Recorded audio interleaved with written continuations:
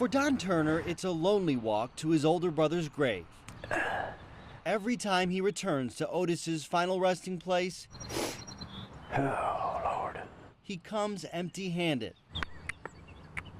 Despite his best efforts, Don still doesn't have the answers he needs. I just want them to know that I'm still looking, you know, not giving up. In fact, 3 decades later, A long time, isn't it? he has more questions than ever. 29 years. All those years ago, My cousin had called and told me that I was in an accident meeting at the hospital. it took just a few hours for Turner to learn the news. I fell right to the knees. If anything, time has only made that feeling of loss even more painful. It's rough. I told myself I ain't gonna break down, so I'm not. Oh, I hope, but it's rough. And now he's dealing with another disturbing development. I'm highly ticked off. Recently, Turner learned the file of his brother's murder at the sheriff's office for years was smaller than the one at his house. It blows my mind that they'd lose the files. Not only is your brother killed, the sheriff's department then loses the case file. Yes, sir. How does that make you feel? I just can't understand it. It's just mind-boggling for anybody to be that incompetent. The case file started just off Interstate 81 near Bluntville, under this bridge. I come across that bridge at night at 12 o'clock. Just an hour and a half later, it was kind of a curiosity thing. Major Keith Elton, then 32, was driving by when something caught his attention. The car was sitting just by where we're standing here. Tires could have been on the grass. Not only was there a car on the side of the road, it looked like the window was rolled down, and it was raining. Why would anybody at that time of the morning is sitting there when it's starting to rain with the window down? It turns out a bullet had shattered the window. I came around, and that's when I found the body in the car. Killing the 40-year-old inside. I saw a male slumped over towards the passenger side. After Elton filled out this police report, the case left his hands. It was something that I continued to think about. From there, as time passed, so did the case file, in and out of the hands of who knows how many different investigators, under the leadership of 3 sheriffs. The time passage has been just so detrimental to this case. Then, in 2009, Joey Strickler took over the case. The evidence was all still there, but the case file... It was probably the size just of a regular folder. ...was practically non-existent. For a homicide investigation, it was ridiculous, because most case files are, in homicide cases, end up being boxes. The sheriff's office suspects a previous administration either failed to document developments in the case or misplaced the files altogether. So someone messed up. Possibly. It was hard putting the case back together. There was a lot of things that could not be located. Some of that information died when those involved passed away. Strickler had no choice but to start from scratch.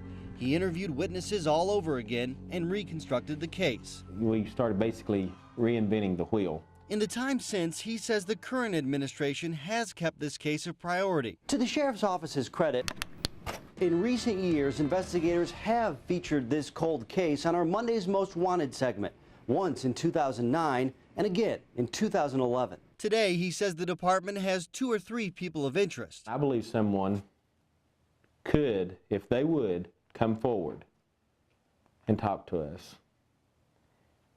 And it would be the glue that would put it all together. And I think you know who that person is. I have a strong belief. For this investigator, the case is personal. I wish that I could get the guy. Mostly because he knows how much pain Turner's brother is going through. I've seen his heart and his love for his family.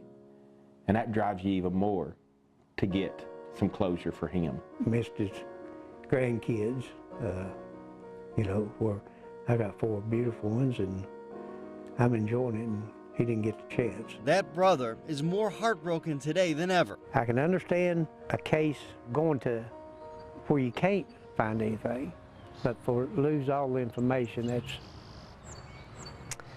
That's uncalled for. Turner doesn't know who's to blame, Somebody ought to be held accountable. but he knows the mistake couldn't have helped his brother's case. Somebody knows, and it'll come out sometime, I believe. All he can do now is keep the faith, a faith shaken by law enforcement, but one that can be restored by investigators too. As long as there's a breath in me, there's hope. Nate Morabito, News Channel 11, in your corner.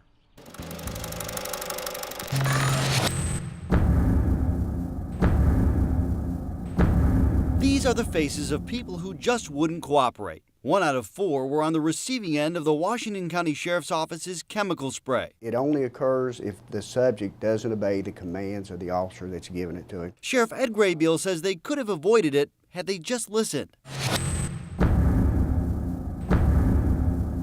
It's a reaction to what someone that you ask could do if they don't follow that order to just keep everybody safe. The sheriff says his officers only use chemical spray if physical presence, verbal warnings, and verbal commands don't work. Still, it's been their go-to option. The department's reports revealed employees used the spray 401 times, roughly twice as much as the other agencies combined. The sheriff says it's because his detention officers are in constant contact with inmates. He says supervisors have reviewed every case and found every time the officers' actions were justified. Rural Denton Valley, home to farms and plenty of water.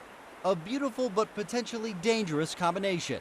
It may look pristine on the surface, but what lies beneath is far from clean.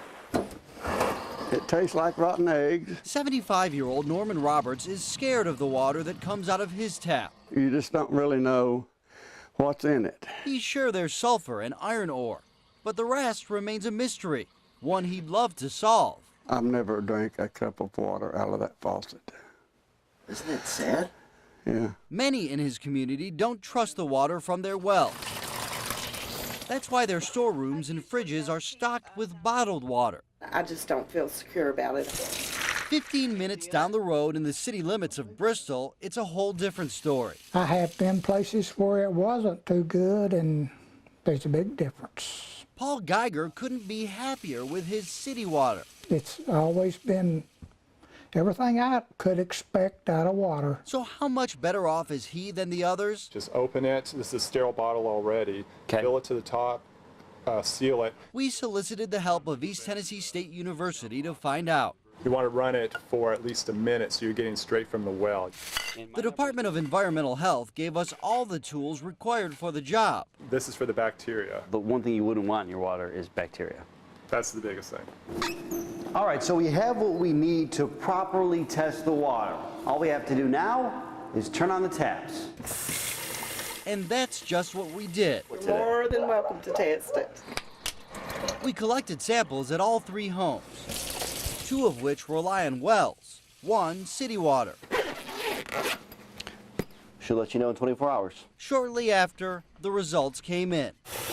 Not surprisingly, the water from the city of Bristol was crystal clear. Unfortunately, we couldn't say the same for Norman Roberts and Connie Hilliard's water.